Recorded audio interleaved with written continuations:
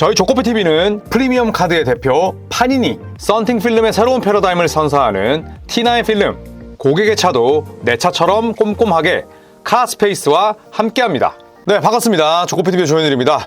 자, 피바 홈페이지가 매긴 파리 2024 올림픽 MVP 레더 업데이트가 됐습니다. 자, 그래서 르브론 제임스와 그 이외에 도전장을 내민 9명의 선수들이 있는데 그 파워 랭킹을 함께 살펴보시죠. 자, 10위는 바로 데니얼 타이즈입니다. 독일 출신의 또 NBA에서 뛰고 있는 선수이기도 한데 4경기에서 평균 23.6분을 뛰면서 9.3득점, 7.3 리바운드, 그리고 1.3 스틸, 턴오버는 단 1개입니다.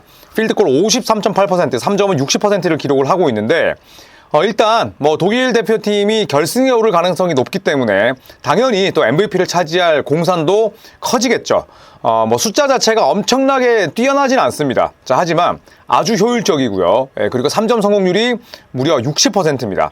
자, 물론 MVP의 요건 가운데 하나인 금메달 리스트, 그 다음에 또 중요한 순간에 득점을 올릴 수 있는 그런 클러치 능력을 지녔냐라고 묻는다면 후자는 아닐 수도 있겠지만 그래도 현재까지 데니얼 타이즈가 보여주고 있는 숫자는 굉장히 견고합니다. 자, 다만 데니얼 타이즈가 MVP에 뽑히지 못할 가능성이 있는 이유로는 팀 내에서도 최고의 선수가 아니라는 점이겠죠. 이 데니스 슈러더 그리고 프란츠 바그너가 있다 보니까 데니얼 타이즈가 MVP를 받을 가능성이 높지 않은 건 사실이지만 그래도 MVP 레더에 이름을 올린 것만으로도 우리는 데니얼 타이즈의 실력이 얼마나 뛰어난지를 또 알 수가 있겠죠. 자, 그리고 9위는 앤서니 데이비스입니다. 지난주 대비 새롭게 진입을 했죠.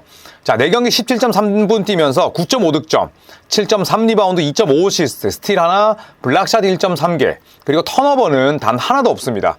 필드골 3점 슛 모두 50% 이상의 자유투는 100%를 기록하고 있죠. 자, 그래서 미국 대표팀이 금메달을 차지할 가능성이 가장 높은 건 또 부인할 수 없는 사실이죠. 그리고 클러치 샷을 던질 만한 그런 위기조차 없었던 미국 대표팀입니다. 자, 그리고 앤서니 데이비스는 벤치에도 출전을 해서 이런 기록을 내고 있고, 그리고 4번 또 5번 아주 훌륭한 수비력을 앞세워서 미국 대표팀의 4연승을 이끌었습니다. 자, 다만 기록 자체가 그렇게 눈에 띄는 MVP 기록이라고 볼 수는 없죠. 자, 왜냐하면 지난 2020 도쿄올림픽에서 케빈 듀란트가 MVP를 차지했었는데 그때 기록이 20.7득점, 5.3 리바운드, 3.7 어시스트였거든요. 그래서 그런 부분들과 비교를 해봤을 때 데이비스의 저 기록은 MVP와 또 거리가 멀어 보이는 게 사실입니다. 자, 그리고 게르숑 야브셀레, 바로 프랑스의 4강 진출을 이끌었던 8강 토너먼트에서 팀 내 최다 득점을 기록했던 이 야부셀레인데 아마도 보스턴 셀틱스 팬들은 이 선수를 잘 기억하고 있을 겁니다. 셀틱스에서 훌륭한 활약을 펼치지는 못했습니다. 다만 팬 페이버릿이었죠. 별명 자체가 춤추는 곰, 댄싱 베어였고 NBA에서는 사실상 퇴출당한 이후로 유럽으로 돌아가서 이 선수가 무엇에 가장 신경을 썼냐면 외곽슛이었어요. 그래서 유로리그, 그 다음에 국제 무대를 경험하면서 야부셀레의 실력이 급성장했습니다. 자, 그리고 2024 파리올림픽에서도 평균 20.7분 뛰면서 11.8득점, 그리고 2.8 리바운드를 기록을 하고 있고 3점이 33.3%이긴 합니다만 자유투도 아주 정확하고 또 이 프랑스가 조별 예선에서부터 굉장히 전망이 어둡다는 평가를 받았죠. 프런트 코트는 좋은데 백코트가 좋지 못하다 보니까 그냥 8강 토너먼트 진출하면 오케이다 라는 시선이 대부분이었습니다만 어쨌든 지금은 4강 토너먼트까지 진출을 했고 그 중심에는 게르숑 야부셀레가 있습니다.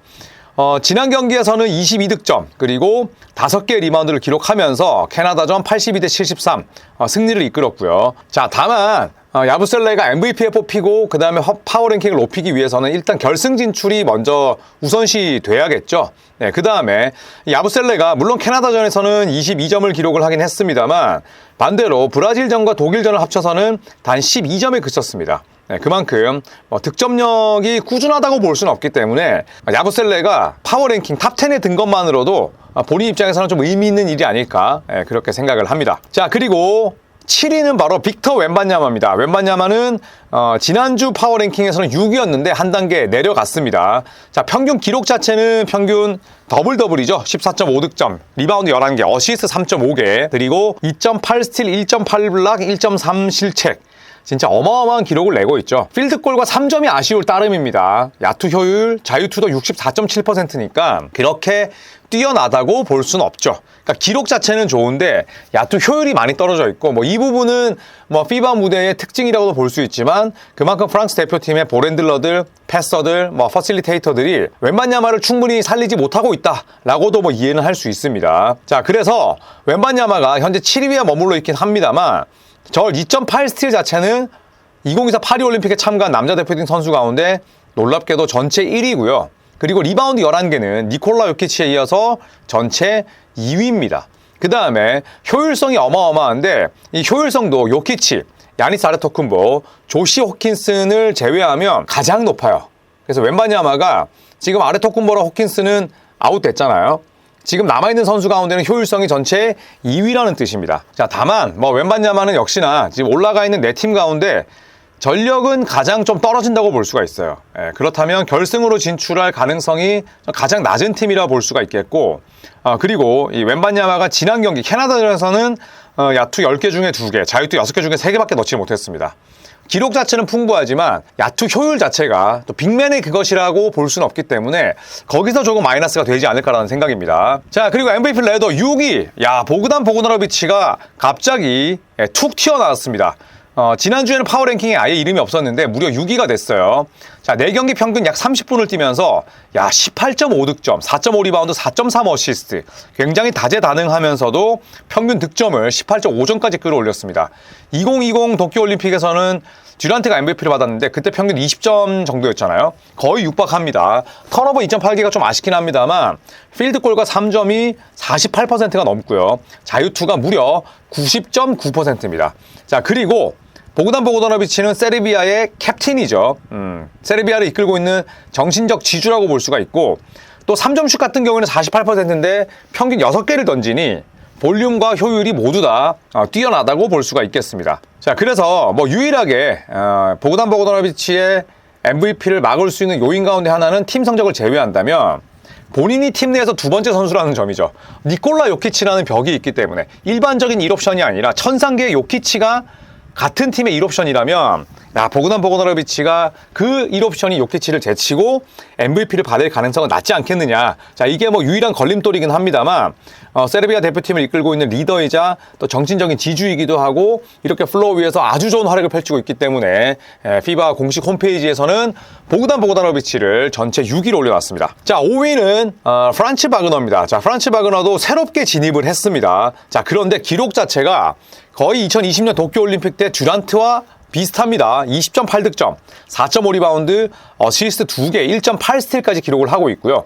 필드골이 50%, 3점이 20%에 그쳐있지만 필드골이 50%라면 2점 야투를 그 좁은 피바 코트에서 아주 훌륭한 효율로 때려받고 있다는 뜻이죠. 그리고 자유투는 8개 던지면 7개 들어가는 수준입니다.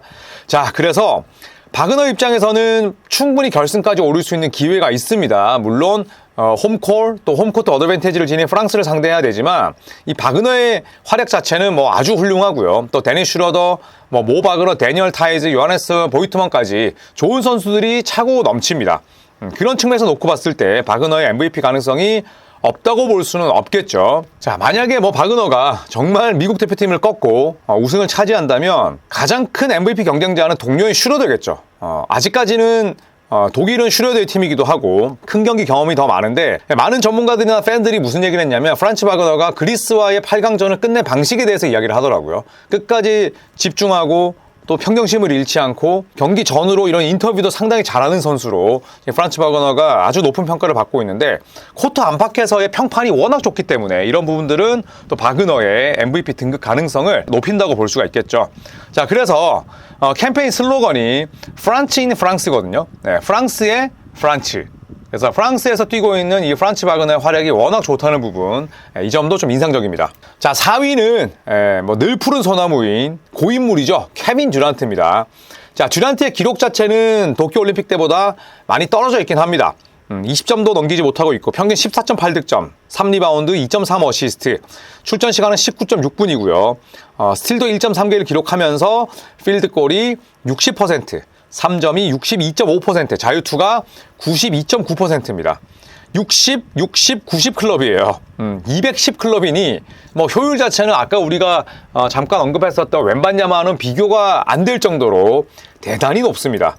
자, 그래서 듀란트 같은 경우에는 언제든 미국 대표팀이 위기에 몰렸을 때 혹은 클러치 상황에 접어들면 플로어 위에 있을 테고 또 이런 히어로볼이 가능한 선수죠. 그리고 피바 홈페이지에서도 듀란트가 MVP가 될 거라고 생각하는 이유는 무엇이냐라는 질문에 그가 케빈 듀란트이기 때문이다. 이런 또 우문현답을 했습니다.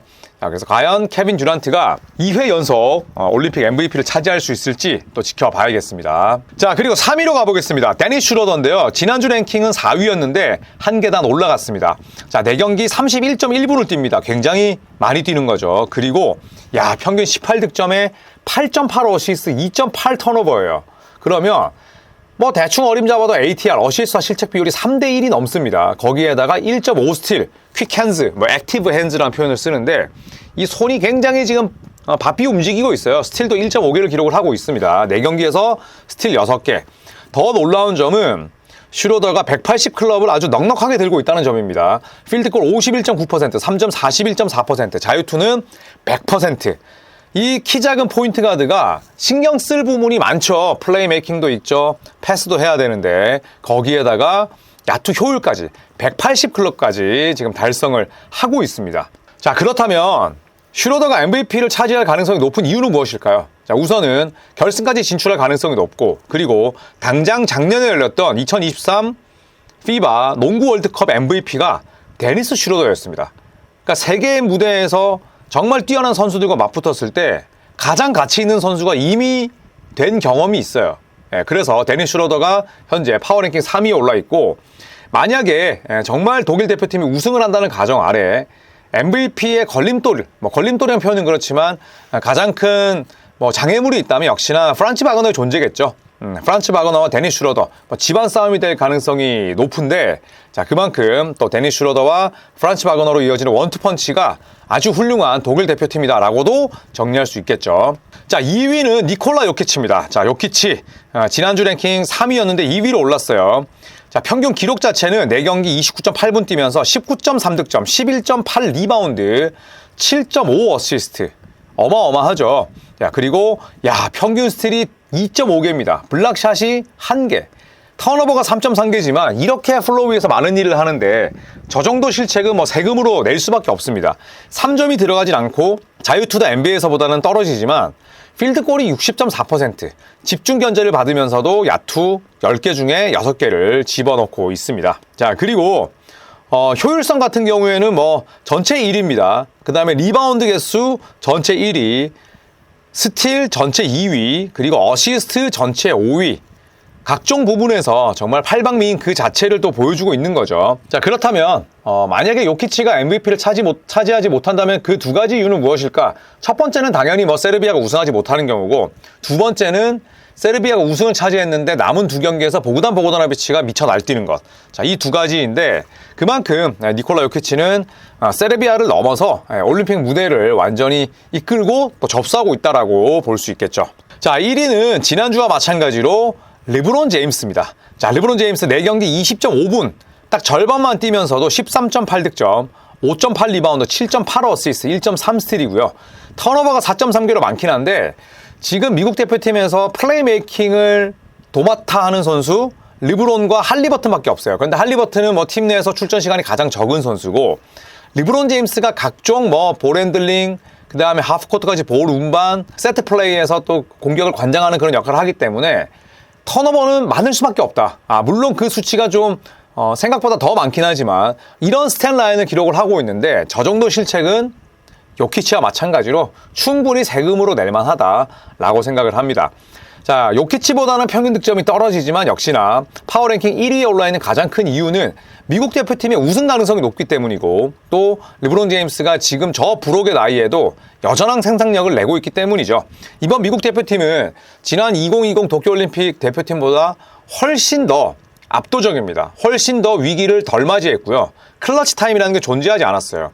2020년 도쿄올림픽에서는 미국 대표팀이 프랑스와의 조별 예선 첫 경기를 졌습니다. 그리고 나서 이후에 쫙 연승을 달리긴 했지만 지금 미국 대표팀은 아예 위기조차 없어요. 그리고 그 중심에는 르브론 제임스가 있는 거죠.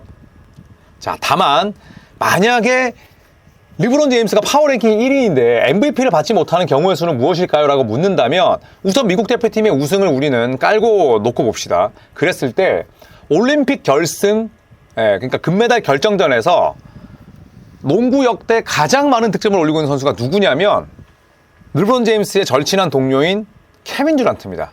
그렇다면 뭐 듀란트 평균 득점 1위는 별로 놀랍지 않은데요 라고 하실 수 있지만 케빈 듀란트의 올림픽 결승 평균 득점이 무려 29.7점이에요. 29.7점. 그러니까 금메달이 내 눈앞에 있으면 눈깔이 그냥 뒤집힌다는 거야.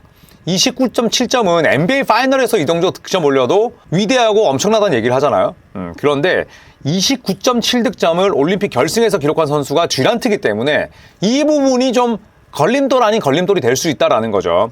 그래서 듀란트 29.7득점은 교통사고로 요절했던 드라잔 페트로비치보다 5.7점이나 많습니다. 페트로비치는 24점을 넣었고 듀란트는 29.7점을 3경기에서 집어넣었단 말이죠. 그래서 이 부분이 르브론 제임스의 MVP 등극을 막을 수도 있습니다. 그래서 뭐 집안 대결이 굉장히 많습니다. 슈로더 바그너, 그쵸? 그 다음에 듀란트 르브론, 그리고 세르비아의 보그단 보그다노비치, 니콜라 요키치. 그래서 과연 뭐 결승으로 가는 팀들이 누구일지도 궁금하지만 반대로 결승으로 붙었을 때 과연 어떤 선수가 임팩트를 남기면서 이번 올림픽 MVP를 차지할지 지켜보는 것도 재미가 있을 것 같습니다. 저는 미국 대표팀과 세르비아의 4강전, 바로 내일 새벽 4시죠. 이 경기 SBS에서 중계하고요. 그 다음에 결승전 새벽 4시 경기도 제가 중계하니까요. SBS를 통해서 많은 시청을 부탁드리겠습니다. 자, 그리고 저희가 올림픽 영상을 쓰지 않는 이유는 저작권이 굉장히 빡빡합니다. 그래서 썼다가 채널이 거의 바보 등신이 될 수 있기 때문에 저희가 영상을 쓰지 않는 거니까 여러분 이해를 해주시면 감사하겠습니다. 고맙습니다.